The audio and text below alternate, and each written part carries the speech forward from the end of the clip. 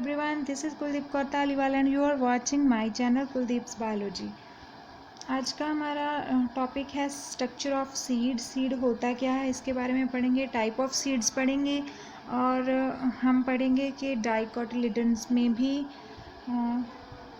Endospermic seed भी हो सकते हैं और नॉन एंडोस्पर्मिक सीड भी हो सकते हैं, और मोनोकोटिलिडन्स के बारे में हम नेक्स्ट वीडियो में पढ़ेंगे।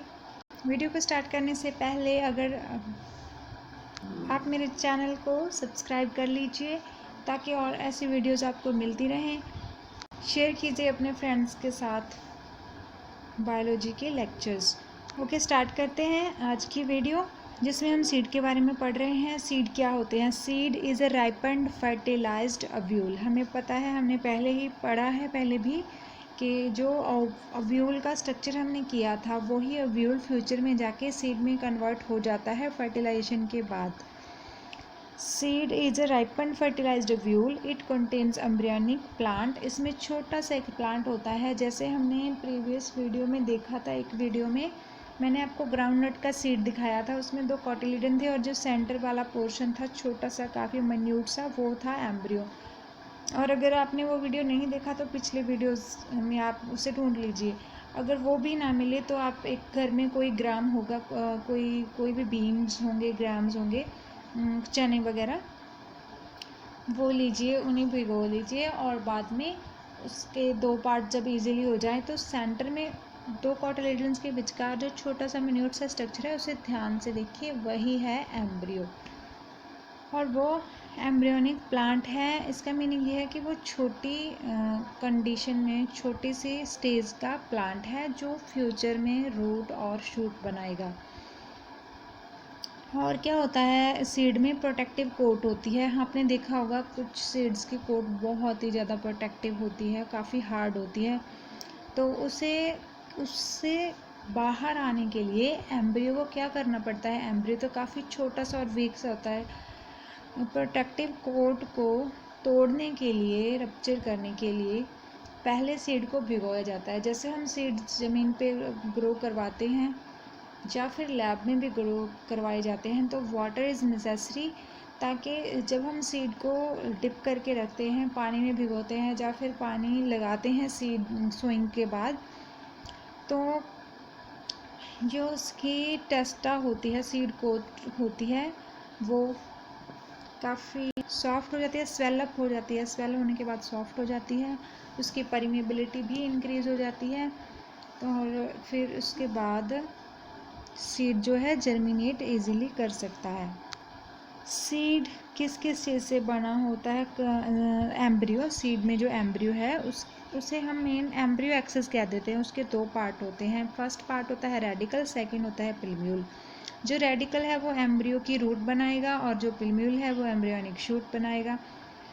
रूट जिसे कि हम जड़ कहते हैं, और एम्ब्रियोनिक शूट जो उसका ऊपर वाला अपराइट पार्ट होगा ज़मीन के ऊपर, जिसे तना कहते हैं। उसमें लीव्स वगैरह इंक्लूडेड होंगे, फ्रूट्स, लीव्स, फ्लावर्स, ये सभी अपराइट पोजीशन पे होते हैं, ज़मीन के ऊपर होते हैं, तो वो शूट में आते हैं। नीचे रूट जो कि ज़मीन के नीचे होती है।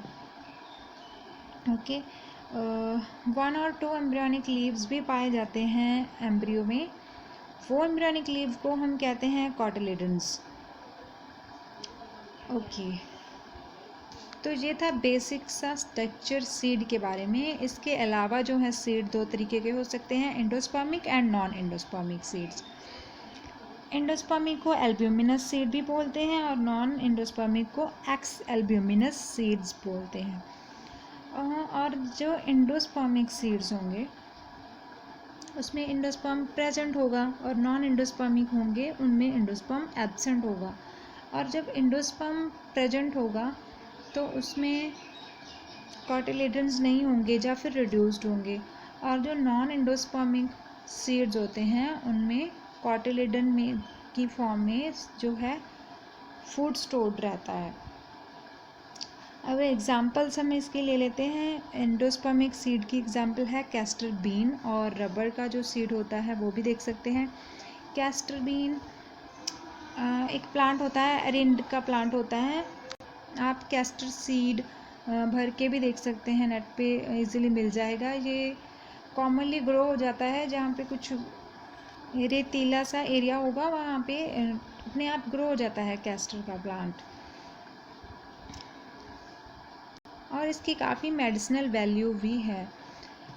तो ये तो हुआ कैस्टर के बारे में। इसका जो सीड होता है एंडोस्पर्मिक होता है, एल्ब्यूमिनस होता है, जिसमें एंडोस्पर्म में फूड स्टोर हुआ होता है। वही जो फूड होगा वो एम्ब्रियो अपने ग्रोइंग पीरियड में लेगा। और जो non endospermic x albuminous seeds होते हैं, जिसमें के फूड है वो कॉटिलेडन में स्टोर हुआ होता है, उनकी एग्जांपल है बीन्स, ग्राम्स, जो नॉर्मली हम टू कॉटिलेडन वाले सीड्स घरों पे देखते हैं। जैसे कि बीन्स आजकल भी हम ग्रो करवाते हैं बीन्स को। मार्केट में भी अवेलेबल हैं फ्रेंच बीन वगैरह, सोयाबीन वगैरह, या फिर काउपी, चिकपी, चने वगैरह। तो इसमें एग्जांपल्स इनकी आ जाती है। जो भी फलीदार पौधे होते हैं उनमें ये आ जाते हैं बीन्स, ग्राम्स। ओके, अब हम करते हैं structure of bean seed dicot non endospermic. मैंने पहले स्टार्टिंग में बताया था कि हम दो तरीके के सीड्स डाइकॉट्स में स्टडी करेंगे। डाइकॉट बोलते हैं डाइकोटिलेडन्स को शॉर्ट में। डाइकॉट में भी दो तरीके के सीड हैं, एंडोस्पर्मिक और नॉन एंडोस्पर्मिक। अब पहले हम डाइकॉट्स में, जिनमें दो कॉटिलेडन होते हैं, उनमें नॉन एंडोस्पर्मिक सीड को डिस्कस करते हैं। इसकी एग्जांपल है ग्राम्स के सीड, जो कि आपने सभी ने देखे होंगे, चने। उस सीड के जो पार्ट्स होते हैं, जो अपर कोट है उसे बोलते हैं seed coat, you can say टेस्टा। और जो नीचे वाला ये वाला पार्ट होता है, इस पर आप ध्यान से देखिए, इसे भिगो दीजिए। चनों को भिगोकर पानी में रखिए कुछ देर तक, या फिर ऐसे भी डायरेक्टली देख सकते हैं। ये वाला पार्ट जो है माइक्रोपाइल होगा, और इस पार्ट के नीचे छोटा सा मिन्यूट सा पोर होगा। सॉरी, ये जो पार्ट होगा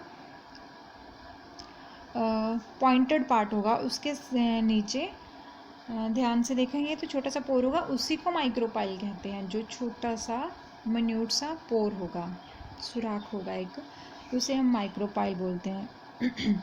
जब हम उसे पानी में भिगो देंगे, सीड को उसका सोइंग कर देंगे, तो आपने देखा होगा कि जर्मिनेशन स्टार्ट हो जाती है। स्प्राउट्स भी हम खाते हैं, जब पानी में भिगो के चने रखते हैं, स्प्राउट्स बनते हैं, उन्हें हम खाते हैं। तो उनमें ये रेडिकल पिलम्यूल वगैरह जो है जर्मिनेट होने स्टार्ट हो जाते हैं।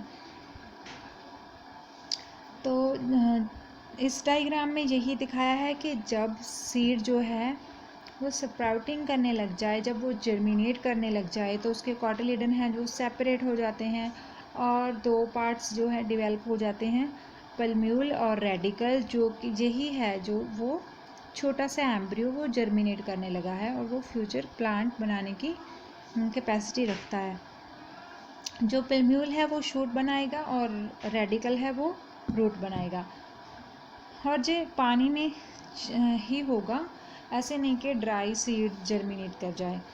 और जो सीड्स होते हैं, इनके कॉटिलेडन में फूड स्टोर हुआ होता है। वही फूड जो है जो रेडिकल और पल्म्यूल, यानी कि इसका जो एम्ब्रियो है वो यूज़ करता है अपने ग्रोथ के लिए। इस तरह के सीड्स में एंडोस्पर्म नहीं होता, कॉटिलेडन्स होते हैं। एंडोस्पर्म बिल्कुल भी नहीं होता। सारे का सारा जो एंडोस्पर्म स्टार्टिंग में था, जो होता है वो पहले ही जो एम्ब्रियो है वो कंज्यूम कर लेता है अपने डेवलपमेंट में, और बाकी का जो फूड वो उसे आगे के लिए चाहिए वो कॉटिलेडन्स में प्रेजेंट होता है। एंडोस्पर्म सारा का सारा यूज अप हो जाता है, कंज्यूम हो जाता है, तो इसे हम नॉन एंडोस्पर्मिक सीड बोलते हैं। और जो फूड रह जाता है, जिस फूड को उसने आगे और जर्मिनेशन के लिए यूज़ करना है, वो सारा कॉटिलेडन में प्रेजेंट होगा। अब आ गए सेकेंड तरीके के seeds, structure of castor bean. ये जो कैस्टर बीन का सीड है, ये भी डाइकॉट सीड है, डाइकोटिलेडन है। इसके भी दो कोटिलेडन होते हैं, लेकिन ये एंडोस्पर्मिक सीड है। इसमें एंडोस्पर्म प्रेजेंट होता है, कम्प्लीटली यूज़ अप नहीं हुआ होता जब जर्मिनेशन हो रही होती है। तो इसके सीड का स्ट्रक्चर हम नॉर्मली देख लेते हैं। जो माइक्रोपाइल का आउट ग्रोथ हुआ है, ज़्यादा माइक्रोपाइल जो है हमें वैसे तो माइक्रोपाइल छोटा सा पॉइंटेड ओपनिंग होती है, लेकिन यहाँ पे जो आउटग्रोथ दिखा रखी है इस एरिया में उसे कारंकल और एरिल बोलते हैं। और इसके टेस्टा और सीड कोट सेम ही थिंग उस पर ब्रिस्टल्स होते हैं, तो उसे हम बोलेंगे ब्रिस्टल टेस्टा। ये कैस्टर बीन का इंटरनल स्ट्रक्चर है जिसमें ब्रिस्टल टेस्टा दिखाया है और नीचे टैगमन है। ये भी एक तरीके की कवरिंग है। और फिर इंडोस्पर्म शो किया है, थिन कॉटिलिडन्स यहाँ पे थिन है, और जो फूड स्टोर्ड है वो इंडोस्पर्म की फॉर्म में फूड स्टोर हुआ होता है। और जब ये जर्मिनेट कर रहा है तो इसमें ऊपर वाला पार्ट पल्म्यूल और नीचे रेडिकल है। इसमें यहाँ पे पल्म्यूल और यहाँ पे रेडिकल होगा, और यहाँ पे पल्म्यूल यहाँ पे रेडिकल होगा, तो इसे नीचे वाले पार्ट को कहते हैं कारंकल। ये था इंटरनल स्ट्रक्चर कैस्टर बीन का। पहले हमने जो किया था वो मॉर्फोलॉजिकल स्ट्रक्चर था, बाहर से जो कैस्टर बीन किस तरीके का दिखता होता है। तो सीड्स के बारे में आज हम इतना ही करेंगे। देखो, सीड अपने आप में इतनी इंटरेस्टिंग चीज़ होती है, इतने आप कहो कि इम्पॉर्टेंट चीज़ है कि इससे कंप्लीट प्लांट बनना है। छोटी सी चीज़ है, छोटी सी पूरी बॉडी से कंप्लीट प्लांट जो कि कितनी हाइट रखता है, कितने उसमें लीव्स होते हैं, फ्लावर्स होते हैं, फ्रूट्स होते हैं, वो कंप्लीट जो प्लांट हैं छोटे से सीड से बनते हैं। कैसे वो सीड पूरे प्लांट में डेवलप हो जाता है, काफ़ी इंटरेस्टिंग प्रोसेस है। तो इसीलिए सीड के सारे पार्ट्स को समझना हमारे लिए ज़रूरी है। कल हम मोनोकोटिलिडनस सीड के बारे में करेंगे, इंटरनल स्ट्रक्चर्स।